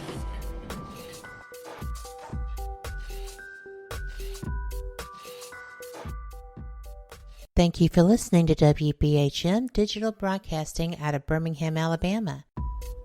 Since 1948, Fate magazine has brought you reports of the strange and unknown, all of them true. Fate Radio is carrying on that tradition, bringing you the unusual, macabre, strange, and bizarre. Join host Kat Hobson Sunday nights from 8 to 10 p.m. Eastern on WBHM Digital Broadcasting.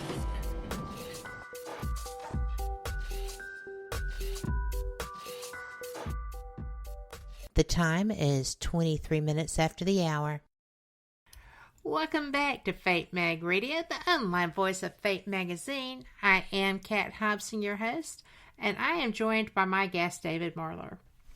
And please do check out his website, davidmarlerufo.com, because you will find so much information.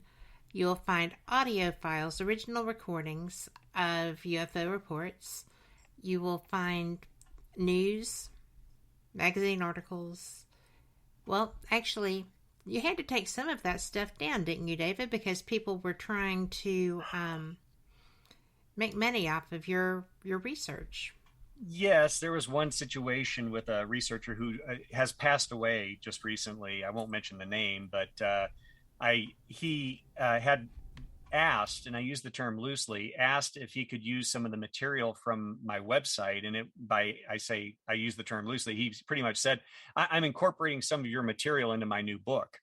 And I'm like, okay. Holy cow, well, that's a bit bold.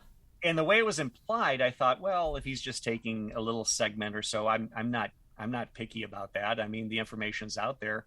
But he quite literally took almost lock, stock, and barrel my entire report on the Farmington, New Mexico wave from 1950. Oh my word. Made an entire chapter out of it virtually in his book, and then pulled some other relevant information as well. And then I get the book after it's been printed, and I was a little irritated. I mean, I would have acquiesced. I would have said, yes, you can do it, but I would have appreciated asking first.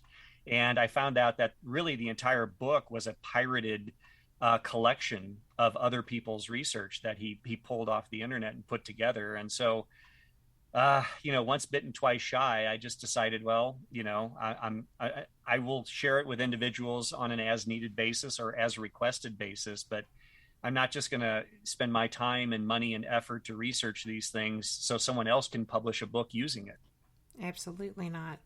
I would have an issue with not being asked as well. Yes, I was a little irritated, but again, I thought it was just a small segment. And then when I saw the book, in fact, another friend and author called me, goes, "Did you get this book?" And I said, "Yes, I did." And he was thinking about actually pursuing legal action, which again, the researcher did pass away since it was published. And obviously nothing's going to come of that, but it's one of those lessons you learn. Some people just don't play by the same set of rules that I like to play by. Well, and when that shows, it's always remembered. Yes, absolutely. And but no, I still share my information with everyone else, and with, like I said, interested parties. In fact, the lecture that I'll be giving on these historical case files that have not been seen by the public, I'm going to preface that we only have an hour and a half to 2 hours to cover all of it. So I'm going to just touch on some of these cases, but the point is to show you the patterns and the data that exist. And I do have as one of my early slides in my lecture that for anyone that might be interested in a case because maybe you live near there, or it's very similar to a report you have or similar to a sighting you've had, if you ask me for the entire case file, I'll send you the entire case file on any one of these. But in the interest of time and for lecture purposes, I can only touch on so much with each one. Right. Well, I know I'm so excited to be there and listening to this. So we have another question in chat, and I did not ask you this. Well, I was actually planning to, but we had so much other stuff we were talking about. But have you personally had any UFO experiences? Have you had a reason to be quite so involved other than that you just love research? I would love to tell you I had a dramatic UFO sighting of my own, as I know many UFO researchers have. Unfortunately, I haven't had that pleasure. My interest just got started by hearing about UFOs in the 70s growing up. And it just continued to grow. My sister had a close encounter with a UFO outside Kansas City, Missouri, where literally it sounds cliche, but it was the close encounter scene with the spotlight shot down around the car, illuminating everything around it. with her and her husband, and they never saw publicity. They only shared it with friends and family about the incident, but I heard about that in 1977. And just a number of different areas of UFO activity that occurred around St. Louis, Missouri, where I kind of grew up in the St. Louis area. And so it was just gradual exposure, I guess you could say, to the narratives, to the subject matter that just solidified my interest over time. And then my father really initially started my interest in the subject, and I dedicated the book to his memory because of that. That's so neat. I've seen lights that moved in unusual manners. But as I always say, for me, as a pretty hardcore researcher, for me to say I saw a UFO, I need to see a structured object behaving in an unusual way. The only thing I've seen are very unusual lights that moved in nonlinear motion, if that makes any sense. Yes. And they were all very high altitude, so nothing like a quote unquote close encounter that I could speak to. But that's not for lack of trying. In my early days, from 1990 to about 2000. I was doing exhaustive field work, right, mainly in Missouri, the state of Missouri, where they were having a lot of UFO sightings, cattle mutilations, abductions. And this primarily centered around Springfield, Missouri at that time, which even today, there's still ongoing activity. And so there were many, many nights, hundreds of hours spent where I'm in a field where there was a UFO sighting the weekend before, there was a cattle mutilated in the field next to me. And myself and other investigators were set up with infrared cameras, with infrared film. Back then, the old VHS camcorders, night vision gear, and parabolic recording microphones to record any noises. And unfortunately, after hundreds of hours of doing that, I had zero to show for it. And then over that time period, I started collecting a lot of historical material, and then it has just developed into this burgeoning library that I now have. And so based on the information that I had, I decided to then start focusing not so much within field work, but doing the historical research and comparing cases and looking at patterns in the data. And then that led to lecturing, and people seem to respond well to the lectures that I've given over the years. And so I think I found, like I said, my niche now, kind of focusing on the historical, again, to provide context for what's being seen today. We're not just talking about things that happened past tense. Triangles are still being seen today. Other types of UFOs that I've lectured about are still being seen. So I simply see it as providing context for what many investigators in the field are investigating today, cases from yesterday or last week. I think we have to view the totality of evidence and information. And like I say, all of these cases, whether they're in newspaper articles from 1955 or a NICAP report form from 1973, or a personal friend that you and I know that interviewed a witness just last week about a sighting that occurred, they're data points. They're all data points that need to go together, and we need to start really examining the data to see what are the patterns, what are the consistencies, are there correlations with location, time, etc., that seem to be common with many of these reports. And like I say, I don't have any grandiose ideas that Marler is going to crack the UFO mystery wide open any more than I think anyone is, but patterns may give us insights. Insights may be a stepping stone towards eventual understanding of the phenomenon. So, it's baby steps, like any research field, whether it's, cancer research, whether it's studying weather patterns, I don't think there's ever going to be the aha moment, the smoking gun event or case where it just blows everything wide open. And now we have an understanding of the UFO mystery. It's going to be through systemic, objective analysis, investigation, and research, and taking that cumulative body of information regarding the UFO subject and starting to glean those insights, which again, hopefully will eventually lead to answers. Well, that's where the diligence comes in. That's research, right, Kat? It is hurry up and wait all the way through. Yes, I've learned patience in this process, by the way. Oh, well, I hope you didn't pray for it. Because it just keeps coming if you do. Yes, opportunities to develop it. Absolutely. But something that I'm curious about. I do know that triangles are your bag, but you have so much knowledge of other structured craft. Yeah. I have a friend who has experienced like a square. Oh, yes. A cube. And Yes. it looks like it's multi-story. Yeah, it's tall. Mm-hmm. You're not surprised by that at all. No, in doing my comprehensive review over the last calendar year, quite literally, it took me a year to go through all of these case files from 47 to 77. There were not many. I don't want to mischaracterize it, but I found at least, I think, 3 or 4. They call them cube or box. You know, there's different descriptives, just like with the triangles. But there were a number of rectangular UFOs also, which I guess technically could fall into that quote unquote box category. Yes. And in fact, in Springfield, Missouri, there was a sighting of a rectangle that was reported and graphically represented by a professional artist that I know and that I worked with on those investigations there. Yes, there have been cubes reported. Absolutely. Again, a much smaller subset, just like triangles back in the day were a much smaller subset relative to the flying discs or flying saucers back in the day. But there's a wide variety of reports, and certainly boxes and cubes fall into one of those categories. Well, it was very interesting to me when it was being shared that the experiencers, there were observers on a ridge, and 2 of their personnel were actually down where this craft was hovering. Mm-hmm. And they lost the heat signature of the people on the ground near it. They just disappeared. And a couple of minutes later, as everybody's trying to figure out what in the world. See, if you're a UFO researcher, you need to talk about this stuff with your friends, because there was not a plan in place to go and do a rescue operation on a UFO.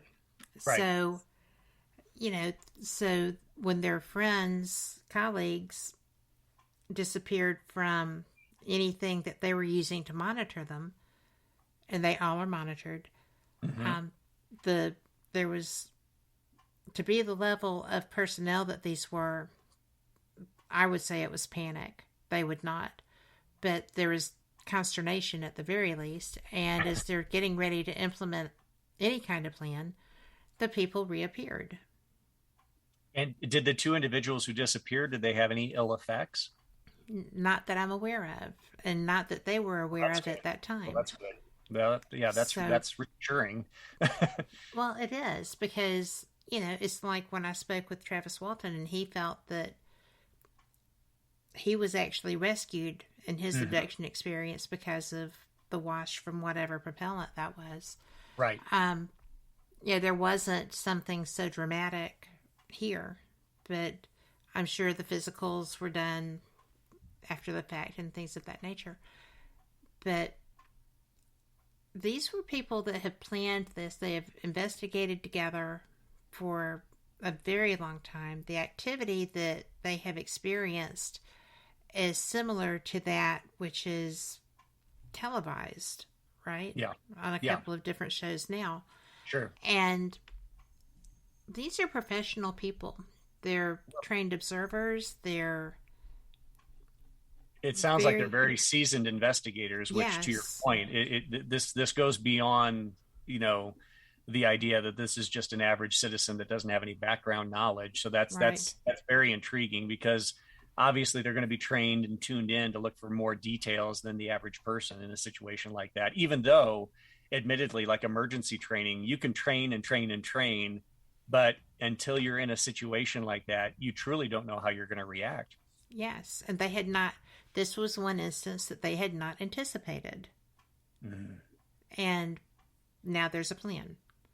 But, you know, I was just curious if that was a common theme with that particular craft, because, like, abductions are generally tied to triangles or to a large part. Yeah. It's just fascinating to me that different craft behave in different manners. What do you think? Yeah, no, there's differences, and yet sometimes there's similarities. Many of these different types of objects. In fact, just if I can compare and contrast the triangles to like discs, for example, the vast majority of discs are silent, and the vast majority of triangles are silent. But at the same time, we have had close encounter sightings with both types, where people do hear a buzzing or a humming or a whirring or a ultra low frequency sound / vibration. And so, it's quite possible, despite the fact we're perceiving these things as different shapes, and quite possibly they are, the underpinnings, the physics, the propulsion technology might be very similar. And this may be a terrible analogy, but I've thrown it out there before. I've had people say to me with quite solid confidence, well, we know the Greys are flying the flying saucers, and the reptilians are flying the triangles. And I'm sitting there thinking to myself, well, first off, I don't know that, so I don't know what inside knowledge you have. But I think it's somewhat arbitrary to kind of relegate those things so simplistically. That would be the equivalent of standing near an interstate and saying, only Catholics drive Fords. we know that Catholics drive all kinds of cars, just like our Jewish friends do and our Islamic friends do. So I kind of find that kind of very rudimentary way of looking at things. I've always kind of liked to think of it like the UFOs that we're seeing are probably created and built based on the utilization. In other words, whatever mission that they are serving, that's how they're structured. And I say that because we could see a gentleman driving a pickup truck, but he's going to a work site where he then is going to get into a backhoe, a construction piece of equipment, a backhoe, to dig a hole. And then he might go over to a wrecking ball machine because he needs to knock down a wall to a building that they're clearing out. So I've always kind of approached it that way. Again, in talking to some people within the military, that we don't just build aircraft to build aircraft. They're purpose built. Yes. If you want a long range bomber, then we're going to design a long range bomber.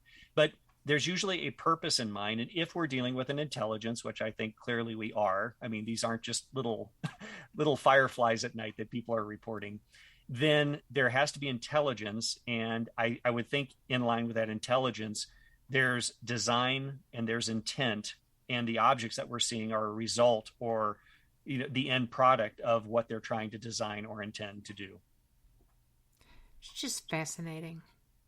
But again, I could be completely wrong. I always throw out the caveat. But again, Marler could be completely wrong. But it sounded really good. Well, so we'll go with that. The only thing we can use as a corollary with the quote unquote aliens, and again, I don't have any inside knowledge of aliens. I've not met one. I've not had experiences like that. The only analogy we can use is looking at how we behave and how we do things. And so I think it's at least a starting point to consider that as a possibility.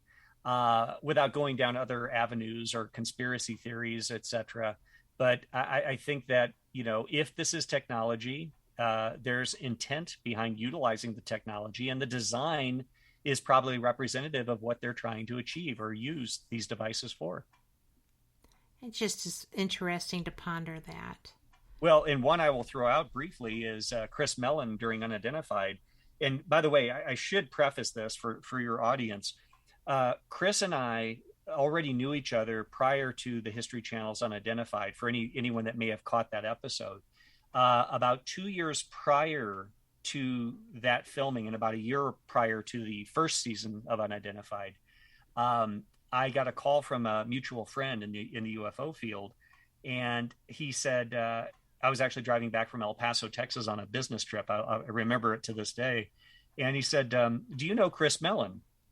And I laughed. I said, this is, again, before the History Channel, before Chris, really gained a lot of notoriety in the UFO field. And I said, well, I know of Chris Mellon. I've heard his name a few times. And he said, but I don't know him. He goes, well, he wants to know you. He called me saying, who should I talk to about triangles? And I said, it's got to be Dave Marler. He literally wrote the book on the subject.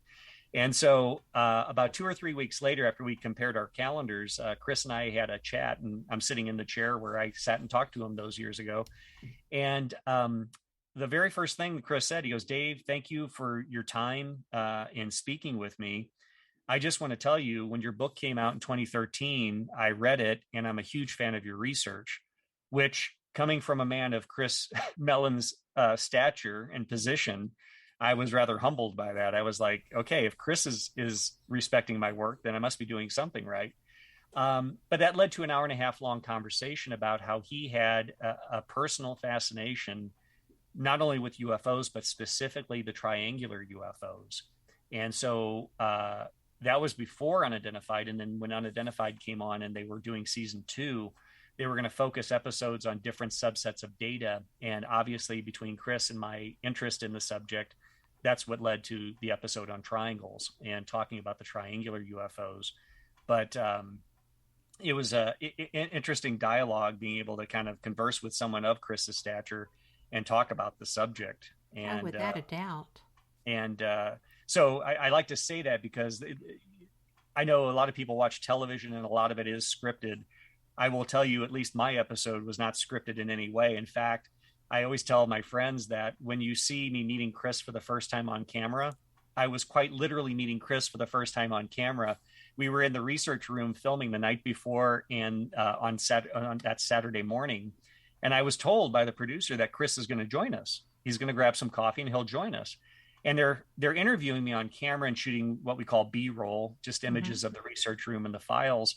And finally, it got to be like 11:30. And I asked, her name was Danielle. I said, Danielle, I thought Chris was going to join us. She goes, oh, he is. He's actually driving around your neighborhood, but we don't want you to meet him because we want you to meet him on camera so it comes off as genuine. We truly want you to meet him on camera for the first time. And I was impressed with that. And I was impressed with the production as a whole, because that they didn't choreograph or script anything. And so if you ever watch that again, or any of your audience watch that episode again, when I come out and say, Chris, it's nice to finally meet you, I was chomping at the bit to finally meet him, because I'm sitting there waiting. And I'm like, when's Chris going to get here? I really want to talk to him. And so I just thought that, in this day of quote unquote reality television, I think it's important to point things like that out, that it was unscripted in that sense. I knew he was coming, but we didn't meet. And then when he comes into the research room, also, you see him come in, and it is truly kind of shock and amazement, because he hadn't seen the research room until he literally comes through that door when we were filming. So I thought that really spoke to the production group and the quality of the production, that they wanted it to be authentic and genuine. Well, I would agree with that. I think that's actually very, very neat that they went to those, that he just went and drove around, went to those extremes to make that happen. And he was driving around for a while. I think he was driving around my neighborhood for about an hour. Oh my goodness. Well, I hope he had lots to look at. That's funny. But I'm going to go ahead and pop this last break in, and when we come back, we will answer any questions anyone may have, and just enjoy the rest of this. We'll be right back, guys.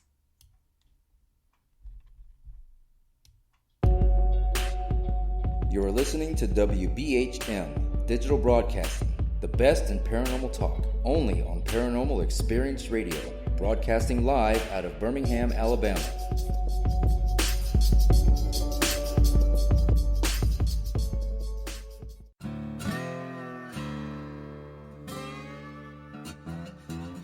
Oh, come on. I'm Southern, but... Nope.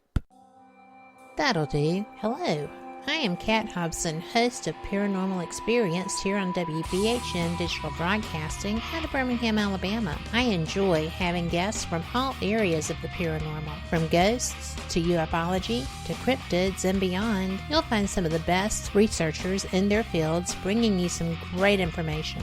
Join me on Wednesday nights from 8 to 10 p. Eastern here on WBHM Digital Broadcasting. Since 1948, Fate magazine has brought you reports of the strange and unknown, all of them true. Fate Radio is carrying on that tradition, bringing you the unusual, macabre, strange, and bizarre. Join host Kat Hobson Sunday nights from 8 to 10 p.m. Eastern on WBHM Digital Broadcasting.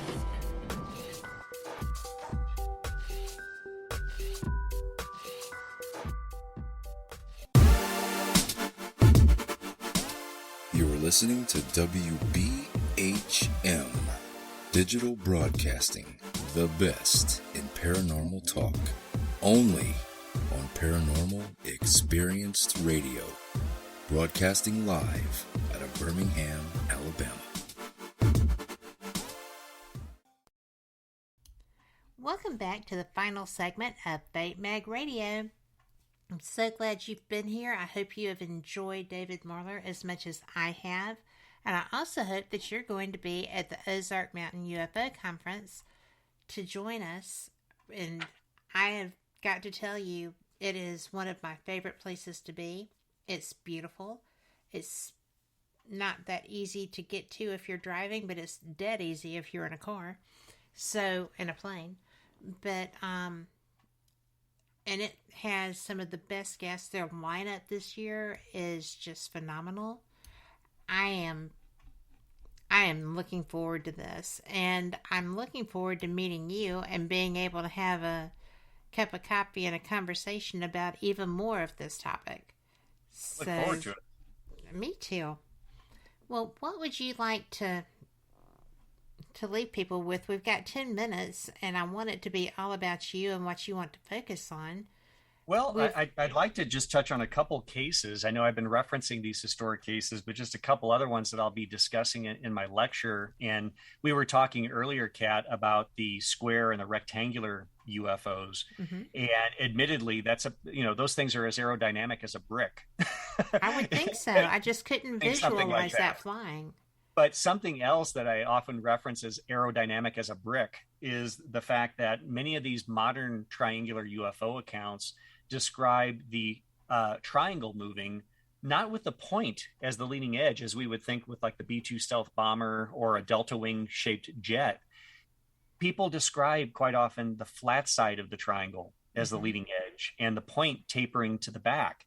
I outlined that in my book with a number of historical cases, but in going through the historic NICAP files, not only did I find a report, this was from Pleasantville, Pennsylvania, November 10th, 1964, I was able to find the audio recording on an old reel-to-reel that was done by the investigator interviewing the witness.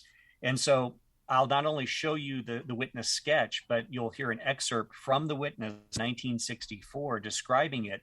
And what he essentially draws is an isosceles triangle, and then he notes this broad flat edge, which he indicates in the sketch as the leading edge. In other words, it was moving with the flat side of the triangle, and he calls it broad edge forward movement. I call it blunt edge forward movement or blunt end forward movement in my book. But he describes that in the interview that people will hear, how strange it was that this sharp leading edge was leading, and then the triangle was kind of tapering to a point in the back. And it's just one of many examples of the unusual characteristics where clearly these aren't aircraft being misidentified when you have a report like that. And again, he even notes in the article that the object was completely silent, no sound whatsoever. And then another element that we'll touch on, there's a case from May 26, 1965. This is over in Washington, Puget Sound Naval Shipyard. I found going through the newspaper archives and clippings in the NICAP case files, there's a report where the news clipping, the headline is "Triangular Soundless Craft Seen." And this triangular soundless object was seen flying over the Puget Sound Naval Shipyard. Now, it was cited by a military personnel, but what's interesting about that, in further research, in 1965, that same year, the shipyard began repairing nuclear-powered vessels. And we've heard about the UFO nuclear connection with weapons, with storage sites, with energy plants. I found it very interesting that that particular year is when they first started working on nuclear-powered vessels. And the first one was the USS Sculpin, which was a nuclear-powered submarine. But here we have nuclear submarines being serviced at the Puget Sound Naval Shipyard. In that same year, we have a triangular UFO flying directly overhead. Oh, that's not a bit coincidental, right? Well, and it's just one of many patterns that comes out of the data. And 65 was a pretty active year for triangular UFO reports. Another one that occurred literally 2 months after the Puget Sound incident, which I'll be touching on and you'll be seeing, occurred in Rochester, Minnesota. A young gentleman at 12:30 at night was working at a golf course and saw your stereotypical triangle, this triangular equilateral object with a point of light at each point, and it was hovering silently. And it also had erratic maneuvers that he described.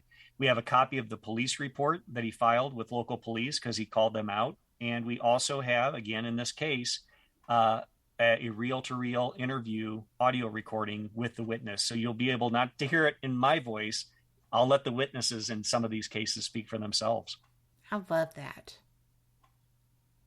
I love that you do that. Well, I can't wait for that. Well, and this is the data that I have. Again, I wrote my book based on the data set available at the time in 2012 and 2013. This is a whole new data set. Again, we won't cover all of them, but I found 102 additional reports in the NICAP case files from 47 to 77. I'm happy to say, before I forget, I mentioned my friend in the UK, Philip Mantle. Philip, over the course of probably the next 2 to 3 months, will be shipping out an entire pallet of UFO history and data and case files. It's his personal case file collection and information he's collected over a 40 to 50 year period. And he is sending all of his files to be housed here at the research center for researchers to use. And all of this material will eventually wind up at the University of New Mexico, where I've lectured on the subject of UFOs to the university. And they are willingly wanting to accept this historical information because, admittedly, Kat, I'm not going to be here forever, just like researchers before me.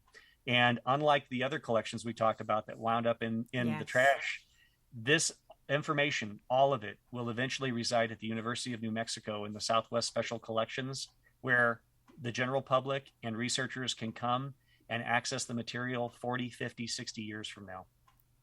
Well, I'm going to tell you that I knew Philip was going to be getting his research out to someone who would be able to take care of it as archives. I did not know it was you. So, yes. Until just now. And I will tell you, Kat, I was as surprised as you. Philip I'm and I not talked. surprised that it is you, but I just he literally know. He dumped this on me one day. We do Skype calls. We talk on a regular basis. We exchange emails. And quite literally one day he told me, David, he goes, I've been thinking and I want you to have this material because I know you're going to take care of it. You're going to make it accessible to researchers and it'll eventually go to UNM where it'll have a permanent home. I was completely blown away. We never even hinted or discussed the subject. He voluntarily brought it up and dumped that on my lap. So the point is, with that data that I'll be acquiring later this year, who knows what other triangular UFO or other case files and information might be in there. Well, his files are extensive. That is going to be fabulous. So stay tuned is all I can say. I always say this is not a static collection. It's constantly growing, and it's case files. It's more data points. And again, the more information we have, I think the better. And the more sets of eyes and brains that we apply to the information for researchers that come here or that request information. I fulfill regular requests for case files, audio recordings, and information. And if I can help other researchers with this data by sharing it, then I think we're going to be better as a whole. I agree. Thank you so much for your time. I have had the best time with this conversation. The fastest 2 hours, right, Kat? It is. It is. And, for your willingness to answer, my sometimes unusual questions. My mind does not run along the same path as most people, I don't think. Well, I hope I see you, and I hope I see some of your audience members at the Ozark Mountain Conference next month. Oh, I'm positive you will. We have a lot of people who listen who enjoy that particular one. And it's always fun, right, to get to see them and interact and have a great time. Especially after a 2-year hiatus. We're really looking forward to meeting people and seeing people again.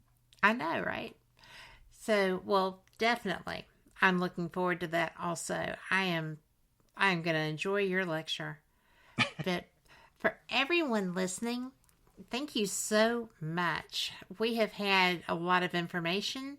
We have had some great conversation and questions. I hope that you enjoyed this as much as I did.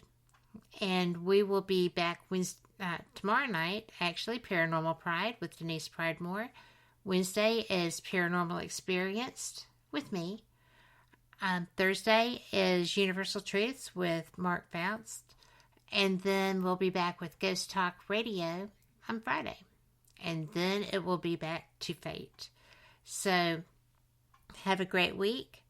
Be sure to be the person that you want to see. Be that change. We need some of that in the world today. And I'm doing my best. I know y'all are too. Let's just support each other in that. And I hope that you just have a fantastic week going forward. I appreciate every one of you. You're the reason we do these shows. So, see you next week. Same cat time, same cat channel.